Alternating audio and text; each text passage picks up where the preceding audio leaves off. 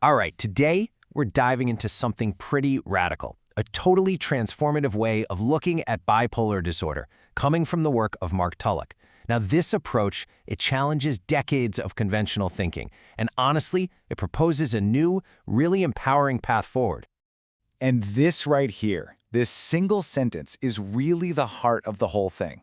The Bipolar Aware Framework asks us to completely reframe our perspective, to stop seeing bipolar as some kind of final verdict on a life, and instead to see it as an opening, an invitation to a much deeper level of self-understanding and personal power. And that's really the question at the core of it all, isn't it? It's a massive paradigm shift. It completely reframes the conversation, moving us away from a story all about limitation and towards one that's about incredible potential. All right, so let's really dig in. Let's break down this fundamental shift by putting the traditional medical view right up against the bipolar aware perspective. This slide lays it out perfectly.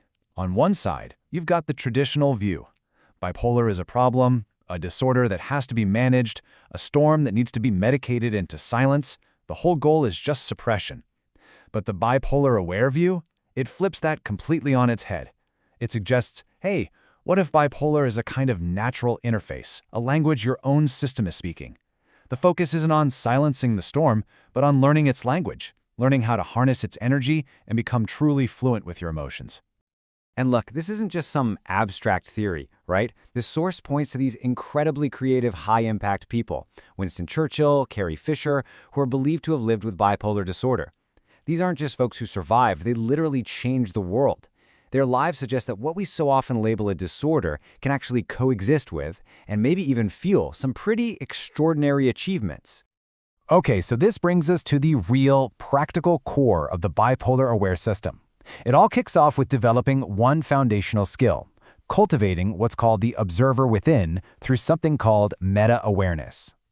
So what on earth is meta-awareness? Well, it's actually pretty simple. It's the ability to just observe your own internal state, your thoughts, your feelings, your energy levels, without immediately getting swept away by them.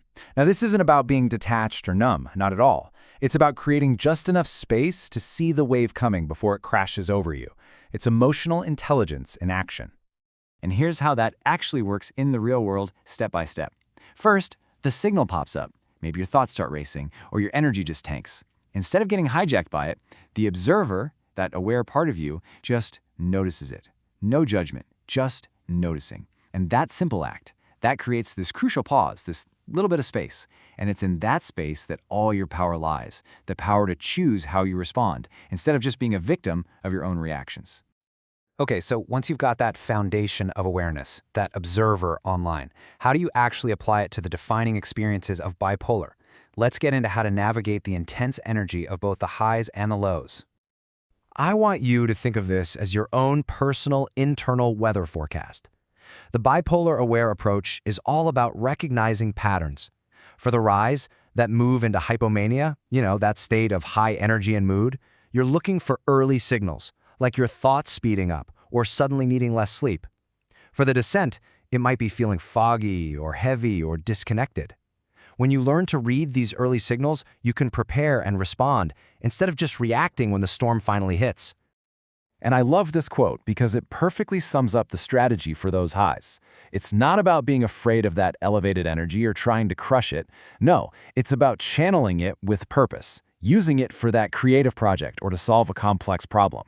But just as important is the second part, planning a soft landing. You have to consciously choose to rest and recover afterwards instead of just inevitably crashing and burning.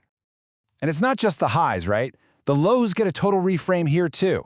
Instead of seeing them as a collapse or a failure, the Bipolar Aware Framework calls them a conscious retreat. This is a deliberate signal from your system telling you it's time to turn inward, to rest, and to really listen.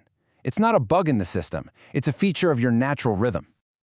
So the big question is, how do you pull all of this together into a system that actually works for you?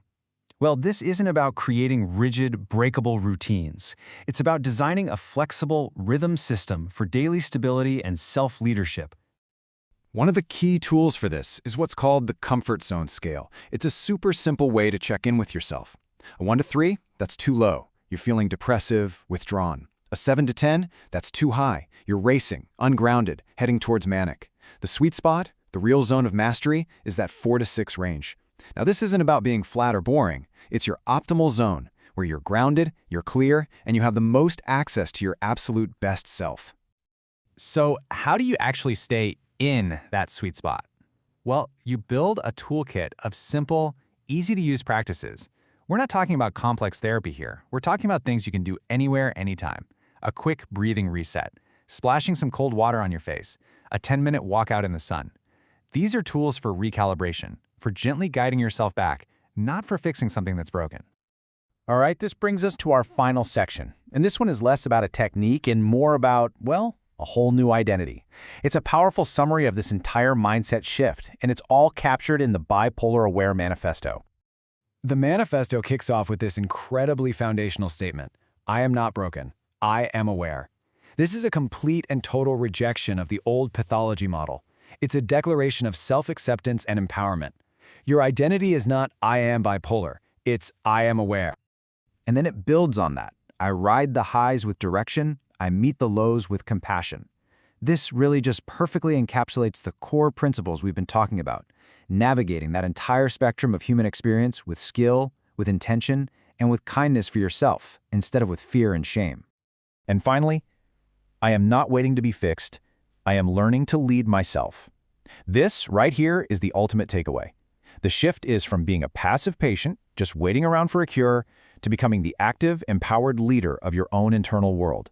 It's a journey of constant learning and self-mastery. And so we come full circle, right back to that powerful, provocative question we started with. Now this framework, it doesn't claim to have all the answers, but what it does do is open a door to a new way of seeing, a new way of being, and a new way of living, not in spite of bipolar, but through it.